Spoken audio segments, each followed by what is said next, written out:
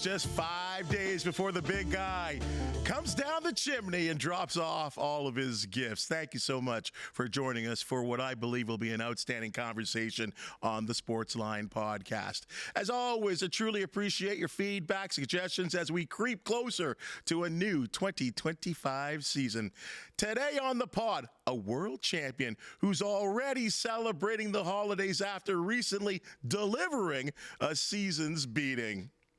Her name is Sara Bailey. She lives in Etobicoke and fights out of the West End Athletic Club. Last April, the decorated five-time Canadian amateur champion with over 140 bouts under her belt turned professional and shook up the world by becoming the fastest Canadian to ever win a world title, taking just 4 bouts. The 30-year-old has an outstanding trainer. She understands the boxing business, and now the WBA champion has a mission to unify all 4 world light flyweight titles. Sara Bailey's on the red couch as a world champion. Thank you so much. Stevie Bailey as well, too, the trainer. Thank you guys for coming in. And I think you have such a wonderful story, and I'm glad you've come in to share it. Thanks for having me here today. Appreciate it. I'm going to say, guys, world champion. Can you just grab the belt, please? Grab the belt for me here. Wear it like you should. Wear it like I should, eh? Look at that. You want me to strap it on? Sure, put that strap that on. Strap it on, eh? How does that feel? Incredible. Yeah. Feels better winning it the second time around. Mm-hmm. Yeah. Felt good the first time, but the second one really cherry on the top right before Christmas. Stevie, obviously, it's part of your hard work, too. Yeah. You know, you're only as good as your athlete. Your athlete's only as good as your coach. But Sara's done phenomenal in the last 10, 12 years, being as committed as she has. And this is a result of years and years of work that culminates in one night, but it's a team effort from everybody, and I couldn't be prouder of Sara and what she's accomplished. You know, Sara, I've been kind of in these Oakville local boxing scene in the Oakville Club. They have these club shows. I went to my very first one recently, and here you were, sort of a guest amongst this show, and you stepped in the ring. You spoke to the crowd about winning your strap, about the hard work it took, and you were there, I thought, as a motivational force as well, to talking to everyone, because there were some young boxers out there, and I thought you were so impressive. How does this feel for you to be out there, not only as a world champion, but a representative of the sport? Incredible. I mean, I think my last amateur fight probably was in Oakville, I think. One of the last few ones I had. And I want everyone to know that that's exactly where I started. I started at the lowest, right? Going to these club shows, and even being a 5-time Canadian champion, going off to Ireland, winning nationals there twice, being as high level as I was still going to these amateur shows as well. And that's what ended up getting me to this point, right? Just putting in the work, doing what you can, and fighting as much as possible. And that literally anyone who puts their mind to it can achieve exactly this. I wasn't naturally gifted as an athlete. I just worked really hard, and I was consistent. Well, here's the thing. You put in all kinds of fights as an amateur. How many fights as an amateur? 140, I believe. 138, 39, yeah, let's call it 140. Because you're 30 years old. Because I think, just naturally looking at you, I don't think you're 30 years old, right? I appreciate that. When you read about your story, I mean, it's an amazing thing here, too. And I think also to establish, too, Sara Bailey's your new name. You just let everyone know about who people are like, I think I know her. Yeah. So Sara Hariratju, Persian last name. Mm-hmm. And so I started boxing at 16. That's when I had my first fight. And I was 16 fighting out of British Columbia. I'm from Vancouver. And I didn't move until June of 2014 to train with Stevie. So the last 10 years we've been together. Mm-hmm. But before Stevie, I had maybe about 15-ish fights, and had been to nationals. And I just knew that if I'm going to grow in this sport, I have to move, I have to get away, I have to go to where all the rest of the boxers are in Canada, which is either Ontario or Quebec. And luckily, I came across Stevie at my first nationals, and we spoke. I came over for a training camp.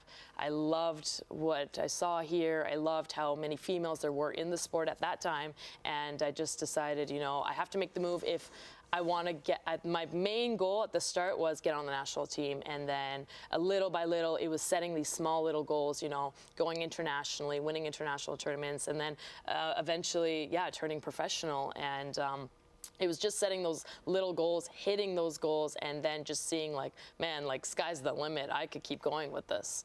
Before Stevie steps in here, I'm going to go a little bit further back here.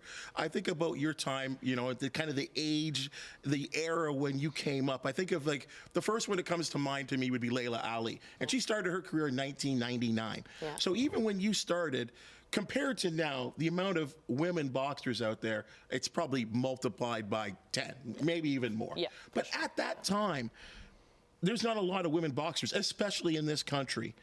What was your motivation to get into boxing? What other things did you do? Was it, I mean, hockey, baseball? Like, was there anything else that appealed to you before you went to boxing? Yeah, so I played basketball for 8 years. From the age of 8 to 16, that's what I was doing. I was a diehard Kobe Bryant fan. I absolutely loved it. I was just playing through school. Mm-hmm.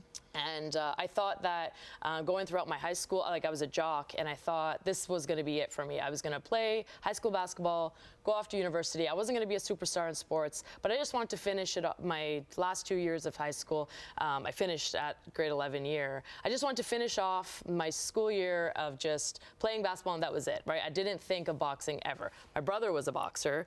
He was at a boxing gym. My dad was a wrestler. For the national team in Iran. So combat sport was in our family, but me personally, I just loved basketball, right? I played all this team sports. That was my main one. And I have to think that grade 11 year, the coach switched over, and the female coach we had did not like me. She wanted to bench me. And she's like, you know, you're on the team. We're going to have you on the team, but we're going to bench you. And I went home, cried my eyes out. My parents were like, Jesus, Sarah, like, it's okay. And I was like, no, but that was my identity, right? That's who I was in school. Everyone knew me as just like the baller, and you know, like I've played grade 9, 10. I just wanted to finish year 11 and 12, and that was it. And so cried. I was like, I can't just sit on the bench. That's not me. I'm so competitive. So my parents were like, why don't you try the boxing? Just go with your brother. Just do it, right? And I was like, oh. Like, look at him. He had cauliflower ear. He had the broken nose. He was 14 months younger than me, too. And I was like, I don't, and they're like, you know what, just do it for the fitness. Just do it for just, you know, bonding with your brother, and just go. Like, you like sport. You don't want to just do nothing through the next 2 years of your school years. So just go with them. So I did. And this was back in BC at Astoria Boxing Club. And within about 5-6 months, my coach turned to me, Terry Cook, who, rest in peace, has passed away now, and said, you're ready for a fight? And I was like, what? Like, yeah, you're ready for a fight. I'm like, okay, I didn't think anything of it. So they enter me in BC Golden Gloves, which is a tournament. Normally you start out with club show fights, right? They throw me into a tournament as a youth. So that day I won 40-12. They should have stopped the fight, right? Back then it was point system. Mm-hmm. Fight should have been stopped, so I demolished the girl. Then he opens me up the next day, didn't tell me. So I was in a youth division. He now has put me in senior because, again, back then there was a lot of leeway. You could do whatever you want. So as a 16-year-old, I fought a 24-year-old. Didn't know. And I get into the fight, and again, I win. They raise my hand, and I was like, oh my God. I even gave the girl 8 count, whatever. I was like, I'm pretty good at this. Like, I think because of the basketball, maybe, like, you know, the lateral movement. I had watched my brother. Growing up, I had been to all his competitions, so I feel like I just picked it up quick. But it was just a case of like, man, like, I'm pretty decent at this. I've always wanted to be a superstar in sports.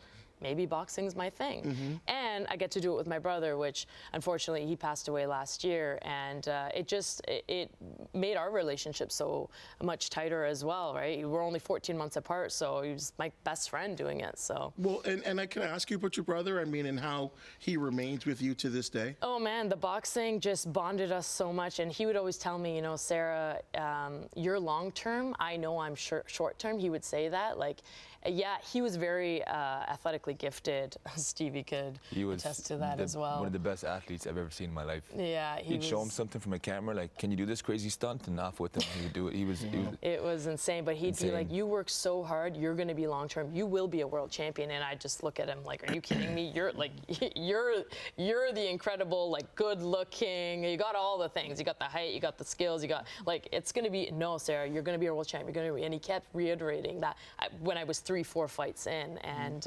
just feel like with every fight I go into, I keep getting better and better. And like Sasan's right here on my shoulders. He's always, his name is on the back of my shorts. I'll do that for the rest of my career. And I'm doing it for my parents as well, I find. That's a wonderful story, and congratulations that you get to celebrate him. I'm sure he would be incredibly proud of what you've accomplished and still what's to come. So when I look at Team Sara, we'll call it, Stevie, you're the manager, but there's also another relationship that you guys share. Coach, manager, and husband and wife. Like best friends. Okay, so it's all encompassing. Yeah. Okay, I'm going to ask you two things here. What's the relationship like in terms of, I mean, how can you separate the relationship, marriage, husband, wife aspect to being, I'm sure you got to be hard on her. Yeah, she'll tell you herself. For me, it's quite easy. I'm very good once we step foot in the gym. Sarah's my boxer, and that's it. Sometimes she says I'm too good at it. I'm too good at separating it, and sometimes when I come home, she reminds me that my husband's come home and not her coach. But in the gym, I'm very blessed and very lucky that I've always only looked at her as a boxer. For example, for 5 years, as we were married and together, no one even knew we were dating. That's how professional we keep it in the gym. Yeah. At one stage, I had guys in the gym asking me, do you think I should ask Sarah out? And I'm like, yeah, go. I'm serious. Like, no one knew. Because in the gym, I'm very keen on treating everyone the same. I treat the 85-year-old guy in the Stairmaster just like I treat, Sarah, Ryan Rizicki, Lucas Body, Josh Wagner, just like I treat my two twin girls who were just turned 15, who have less than 10 fights, Grace and Olive, who we were there for that night with Sarah. Sarah coaches them too. Yeah. I like to treat everybody equal. And the more everyone's treated equal, the more everyone can grow together. I don't want there to be any like crazy divide, right? So I'm fortunate, and I feel like it's a big asset in my coaching that I'm able to do that. What about the trust level? How does that develop? Yeah, I mean, so I've been to nationals 3 times with Stevie, and I kept losing in the national final, right, on a split decision. And that 4th time I went, I was like, maybe if I just listened to what my coach said the first time around, might actually win, and we might actually, surpass this. And I did. Were you headstrong? Like, what was? I think I was just, for some reason, just resistant to, I would just go back in my old habits, old ways. And finally, when I just like, you know what? And if you watch me fight now, everything this guy yells out, I'm doing. He says step right, I'm stepping right. If he says jabs, I'm jabbing. If he says go to the body, I'm going. And he's speaking in Irish to me, so it's great, right? Irish or actually Persian, Farsi. And so it's, just knowing that he sees something that I don't, and if you just believe in that, if you just believe in him, it's not even just trust, it's just that belief, it's gonna come off. You're gonna do it. So he's seen you as an amateur. He's now obviously still with you as a professional. Stevie, go back to those amateur days. Obviously, you have trained world champions. We had Ryan Rizicki in there not all that long ago. Yeah. You're training him as well, too. He's on the world stage, and there are several before him. What made you say, I want to work with Sara Bailey? The first time I ever seen her fight, she was facing one of the best boxers in the country at the time, and she had maybe 11 or 12 fights, and she's given the girl all sorts of problems, and the girl was an Olympian at the time. And just her feet were a little off, and I just kept saying to myself, if this girl knew how to move her feet better, she'd be beating this girl. And at 11 or 12 fights, I don't look at people who are already established, I look at people who are not established, and what can I do to make them grow?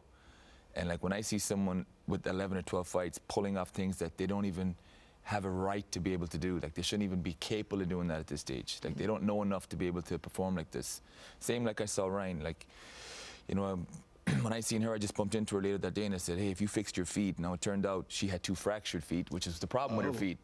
So she had a legitimate problem, which I wasn't going to miss my first nationals. Fair enough. She's tough to fight through everything. She shut me up pretty quick when she goes fractured feet. I'm like, okay, that makes sense. Mm-hmm. But what I saw in her is the ability to, the mindset she had, the willingness to compete at that level. Like sometimes, I can train someone and give them all the skill sets possible, but they still have to have that inner belief and like that willingness to want to achieve at that level. Same like I seen in Ryan Rizicki, same with Lucas Body, same with Josh Wagner. All these people I've been with now for almost 10 years. And I was with them before anyone saw anything in them. I was with them before anyone knew. Mm-hmm. I'm glad people are seeing it now, but I've been saying this for a long time. And I just needed us to get to the point where we could prove it to everyone and they could show their skills. but it sounded like you were the impetus for her leaving the amateur ranks and going professional. Why? Well, amateur boxing is more of a sprint and pro boxing is more of a marathon. And at the highest level of amateur boxing, your IQ for the ring doesn't have to be as high if you're like a really exceptional athlete. Now, I'm not saying those guys don't have high IQ, but over 10, 12 rounds, you have to be very intelligent in the ring to manage that time. And the level of focus it takes over 10 to 12 rounds to be on point is a lot different to 3 rounds. So, you know, halfway through her amateur career, about 4 or 5 years in, I actually told her, you are far more suited to professional boxing. But the problem was Sara kept achieving high enough standards as an amateur that kept us in it because, you know, she won a medal her first year in international boxing. She got a silver medal in the continent here, which was, she completely exceeded my expectations because she was that special. And I said, okay, let's stay here a few more years. It turned out everything we did worked out for the best because when we turned pro, we were so far ahead of the game. When we turned pro, we could, you know, bypass a lot of the early fights and go straight to this. But I said to her a long time ago, pro boxing would be your future. And she argued with me. And I said, look, we're going to keep the amateur going because you're excelling in a way that you shouldn't because you're unique. She's not really a fast twitch athlete. She's a very exceptional boxer, IQ-wise. And I just was fascinated with her ability in the ring to manage time, to manage each different style. Like, we traveled the world. I brought her sparring with some world champions while she was still an amateur, and we're doing 8 and 10 rounds. And we'd go spar, and the coach would be like, how many rounds do you want, 4 or 5? Because she's an amateur. And I'm like, no, we'll do 10. And they're looking at me like, really? I'm like, yeah, no, we'll do 10. You want 12? Because Sara already at that time was fit enough, strong enough. She was a pro boxer just finishing off her amateur career.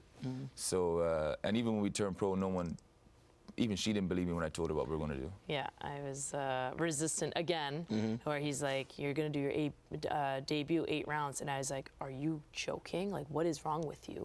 Show me, like, what other Canadians have done this. And he'd bring up all these other randoms. And I was like, no, I said Canadian, and I want to see female. And, like, he's like, just trust me, you're gonna like the 8 rounds. The 4, like, that's not enough for you. And sure enough, like, I did an 8-rounder. My second fight, I went into a 10-rounder, and then we went back to 8, and I was actually annoyed. I was like, damn it, I want 10. If anything, I want 12. Like, yeah, right? It's like, he was right rare. again. Unbelievably rare to start. I believe that. Yeah. So hold on, your debut fight here, this is, and this is the difference here because you have the amateur record, but when you become a professional, I mean, if you start off 0-3 at the pro level, it's not going to happen probably. Yeah, it's I mean, but you start off with that debut fight. The lights are changing. It's not a small gym, bigger venue, crowd, maybe expectation. Yeah, because we've heard a lot about you. Yeah, huge. What was that like? It was a lot of pressure, and like 2 weeks before that, 1 week before, I'm panicking hard. Like, I'm having anxiety attacks, and Stevie's like bringing up the fact that I just went and sparred a world champion, and after we asked for 8 rounds, we ended up stopping at 6. Like, look what you just did, Sara. You know, like, you're ready for it. He kept like reiterating the fact that we've put in the work, and I kept like fighting him on it. But on the night, you know, I've been to world championships. I've been to like massive tournaments abroad, right? And I think that helped me. Like, you know, you're under the lights, whatever. All that was irrelevant for me. Like, I have been on the biggest stage before. I had felt that pressure before. So when I come out and the crowd is there and they're all cheering your name, I was like, man, this is cool. Like, this is the stage I really want to be on. And then you get in the ring and it's smaller gloves, no headgear. And I was like, okay, yeah, well, like, I think this is for me, right? The amateur was fun, but I prefer this. I'm glad you walked down this road right here because that move from amateur to professional, and a lot of people don't know this. You're right. The gloves, lighter, harder, the blows, harder, way less, harder. you know, obviously were they 10? 8 ounce. 8 ounce gloves. So this is a big difference now. Yeah. And the removal of the headgear. You're a 5-time Canadian amateur champion. Yeah. But now you're in the pros. And, you know, you're sometimes fighting women maybe 4, 5, 10 years older than you that are much more experienced. What was that like? Like, receiving blows from professionals that have been in the ring on that level. I mean, so Stevie kept, in the lead up to that debut, he kept saying your hand placement's really important. Like, you can't be doing the same thing like you did in the amateurs because you got, the headgear kind of saving you, top of the head shots, whatever. And I was like, yeah. After that first round in my debut, he was like, so what are the shots like? I'm like, I understand the hand placement now because I took a funky shot at the top of my head and I was like, what the heck is that? It just kind of threw off my equilibrium and I was like, now I get it. So immediately that mental switch happened. Just again, believing in Stevie, trusting in Stevie, like what he's saying, just listen to it and it's going to work. On the way up, we talked about him earlier, brother, and there is tragedy. Yeah. You lose your brother. And, I'm sure he was right there to see the beginning of this, of what is going to be your professional career. And you had a fight. Yeah. I think it was your third fight? Yep. Yeah. How'd you deal with that? I mean, it was at the Olympic qualifiers that we find out we're in Senegal. And I ended up losing to the girl who ended up winning the tournament. And it sucks because I had beaten her before. And, of course, at the Olympic qualifiers now, I lose to her. And it was the semis. I needed to get to the finals to qualify for the Olympics. So I lose, and I'm like, you know what? None of this matters right now because, like, I had never experienced grief before, and I thought losing a fight was grief, and now I've actually lost a family member, that being my brother. I had never known my grandparents, whatever. The first person to actually make me experience grief is my brother, who this whole journey started because of him. Had he not been boxing, I wouldn't be boxing. And I just felt like Stevie kept saying, you don't have to fight. We could postpone this. Like, Sara, man, like, I had, straight after the qualifiers, I went back home, of course, for his funeral and everything.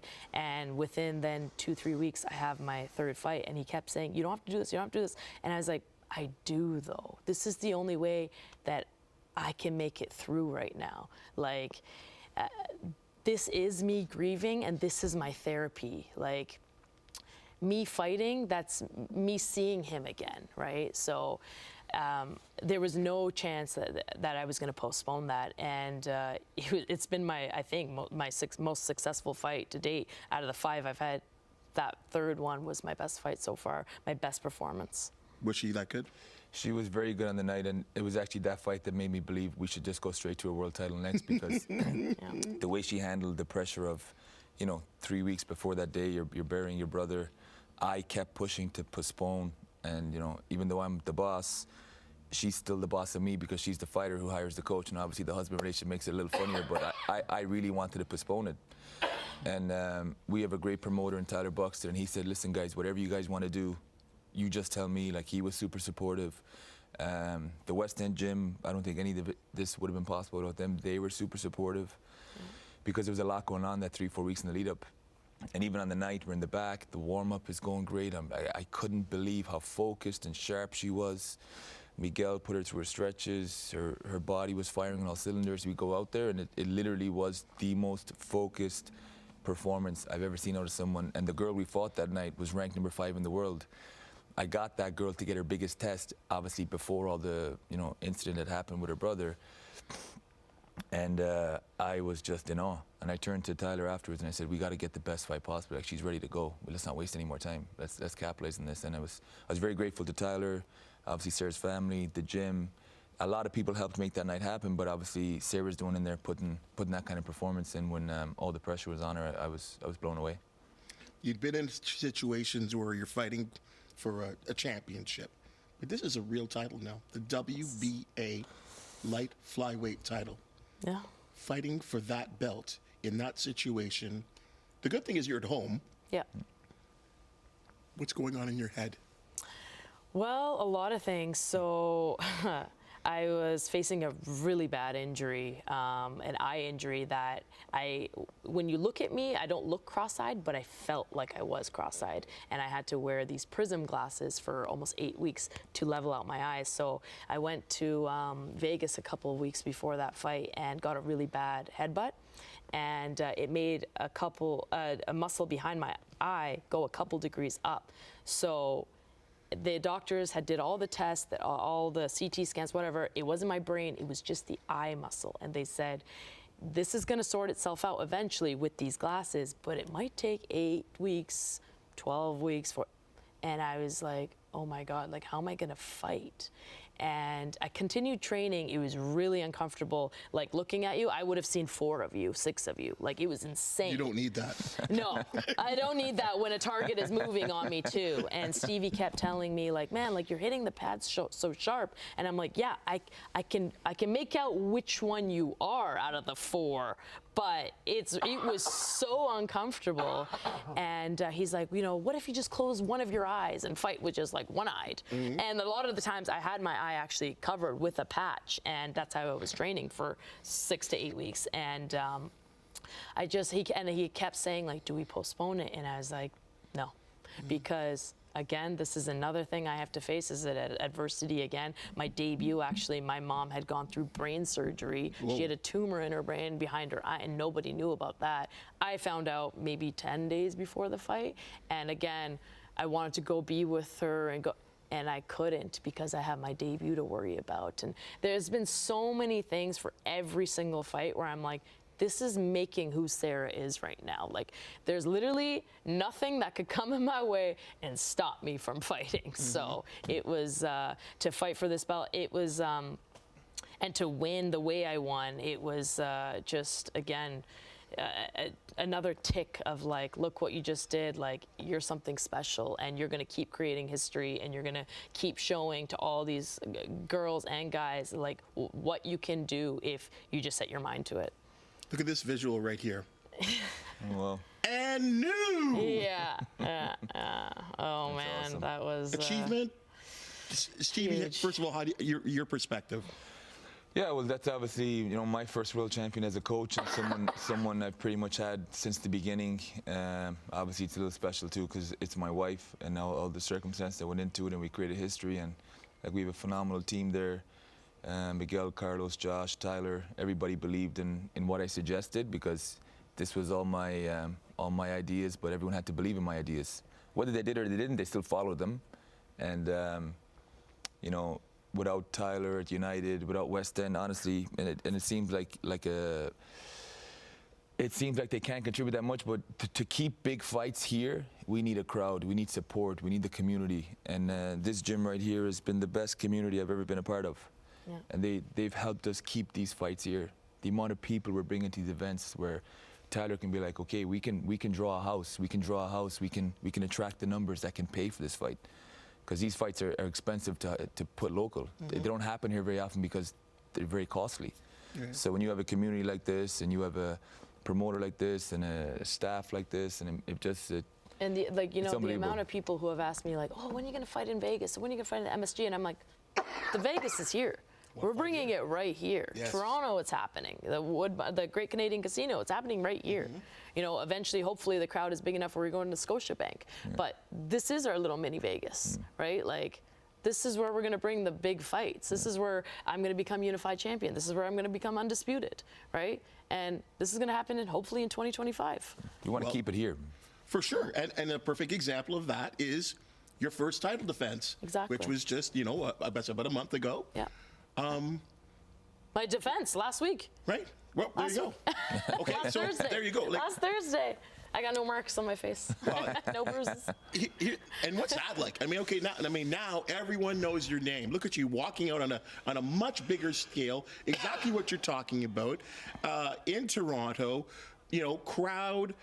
And a real tough opponent too. Tough opponent, very credible opponent. She's been with the best of the best. Like, her accolades are just. She's one of the most successful female fighters of all time in professional boxing.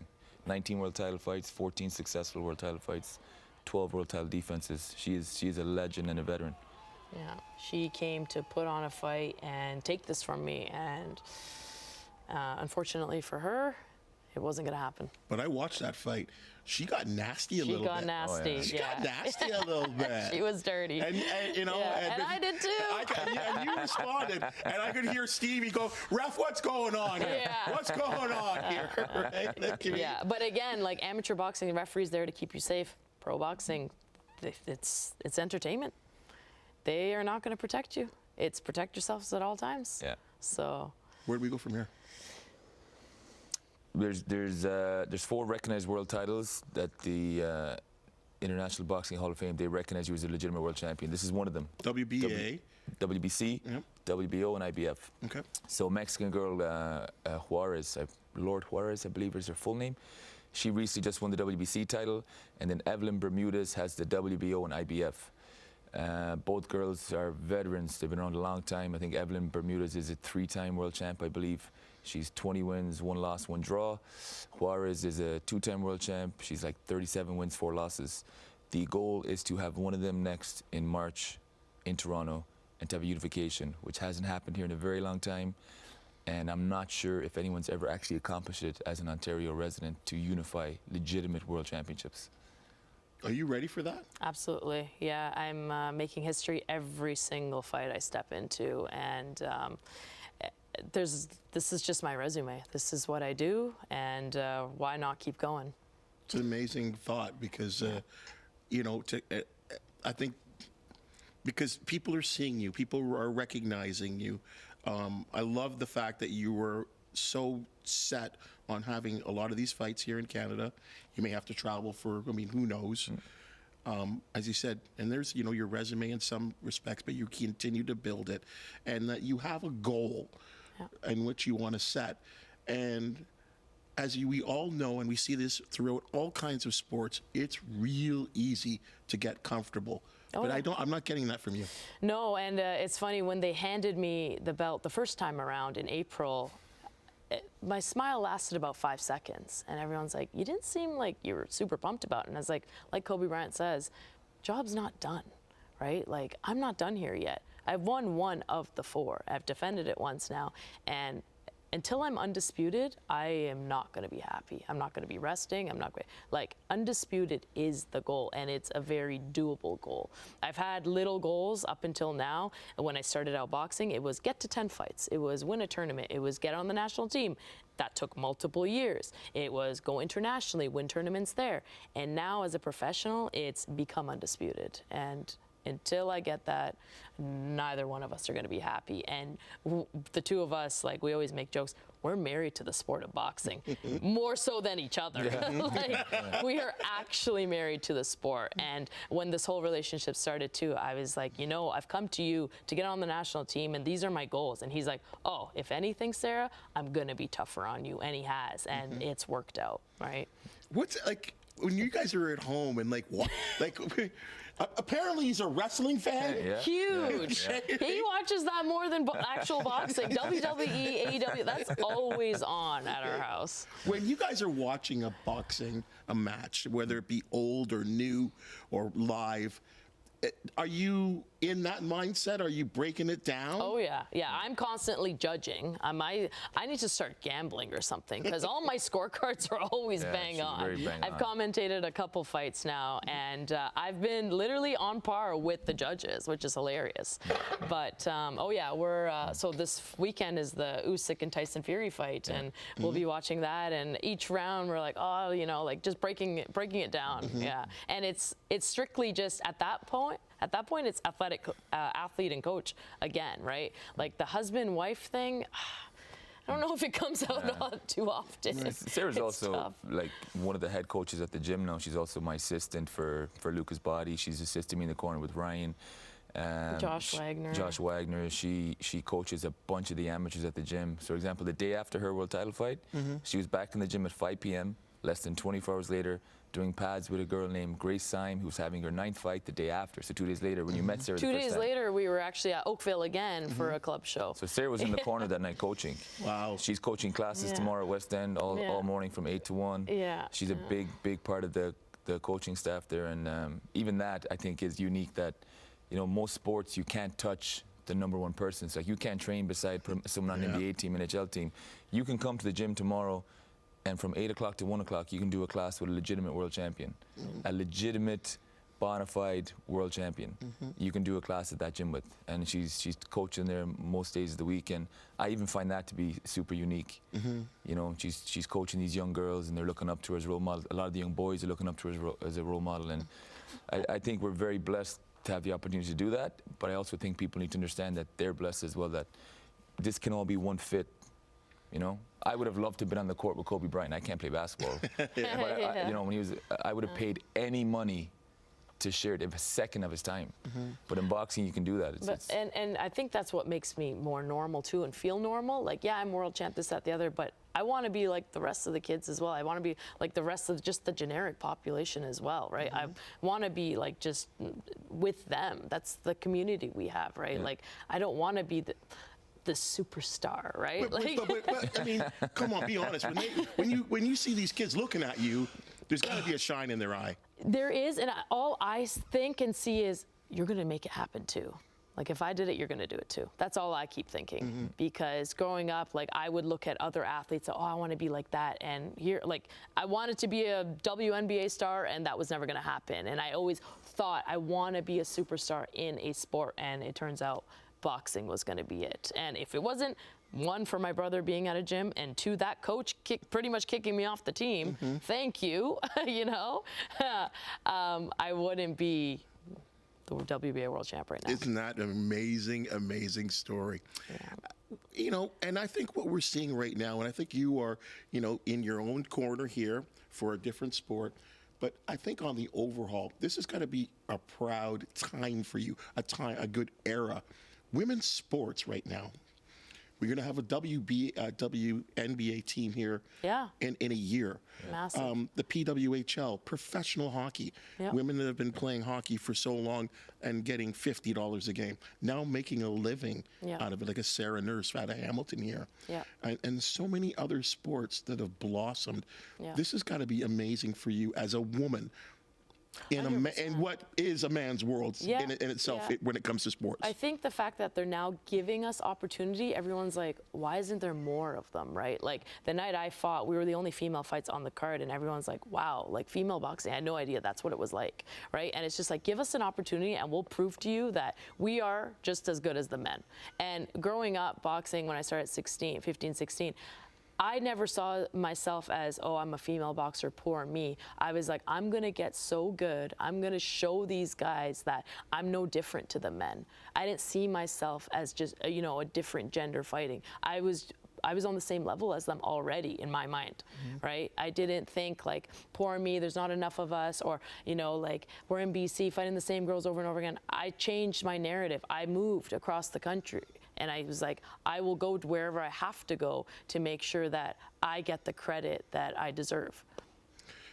I think what we're also seeing, Stevie, and you can probably attest to this, not everyone's going to be a world champion. Not everyone's going to be a Canadian champion. I think of a couple of women here that they are training in boxing. That's how they want to keep in shape. For sure. And that's become a big thing for, I think, gyms like the West End. Massive, and it's 95% of this gym doesn't compete. And you know, what I push them to. It's a great place to train. It's a great place to build confidence. It's a great community to be a part of. Because most boxing gyms, it's a lot of humble people. Because it's a tough sport to not be humble in. No matter who you are, you get humbled in a ring at some stage of your life.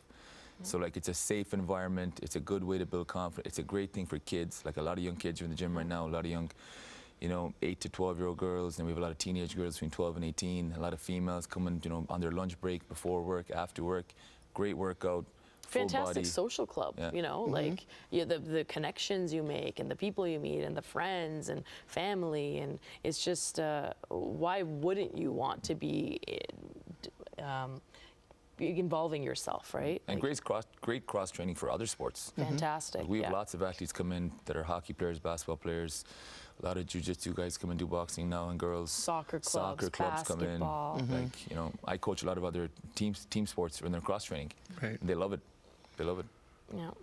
We are talking a lot about combat sports, and at 108 pounds and where you fight, is it going to be just boxing?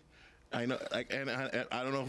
I don't know if that's the right question to ask you, but I mean, there is this MMA thing that we're seeing guys. I mean, we're already talking about. I think it was Conor, McGregor talking about doing a boxing fight again, and he's an MMA guy. Is there any opportunity or anything that you would ever think about that in terms of mixing? So at 16, 17, I did try a bit of kickboxing stuff, and that first kick I took, I was like, nope. Not for me. Absolutely not. I took one to the inside of the leg, and I was like, I can't do it. Right. I feel like when you start with boxing, you stick with boxing. Right. If you go to MMA or that mixed martial arts, you like that. I can't take a kick. Right. I cannot. I mean, money talks. So maybe, but very doubtful. Very, very doubtful. And especially because there's so many disciplines to it. There's the jiu-jitsu, there's Muay Thai, there's a bunch of things, right? I always talk and I make jokes of I would do bare knuckle boxing, take the gloves off and I'll do that, but that's still boxing. That's madness. It is madness, That's her but idea, not mine. I said at the end of my career, I'd do one, just one. Well, you're quick enough to do that. Stevie, Sara, amazing what you guys are doing right now. I hope that people see this podcast or hear this podcast, and whether if they're not motivated to jump on Team Sara, to understand that boxing is alive and well in this country, and what you're doing is just unbelievable. 4 pro fights, you're a world champion, 5-0. 6, 7, 8, who knows what the future holds, but I hope that you keep in contact with us. Absolutely. I hope that you do get an opportunity at unifying that belt and becoming the undisputed world champion. Thank you. So please, good luck to you. Appreciate Keep in that. contact with us. Stevie, obviously you as well too, with your other fighters as well too. You know where we are. We love boxing in this, especially in the Steel City. Yeah. You love Hamilton. Yeah. Hamilton loves its boxing. It's Yeah. boxing and wrestling. So keep us informed. And again, congratulations. Good luck to you. Thank you. Thanks for Thanks coming for on. Thanks you. for having us here today. It's been Appreciate fantastic. it. Thank you. Thank you. All right, folks, that is your Sportsline podcast for the day. And as you've just seen and heard, we love talking sports. We love talking to world champions. If you know of an athlete, team, or event to promote the Sportsline podcast, want to hear from you, hit that thumbs up, like, and subscribe button. If you have something to say, we really do appreciate your comments. For the wonderful people that do make the Sportsline podcast possible, thank you so much. And before my voice goes, I'll say, we'll see you soon.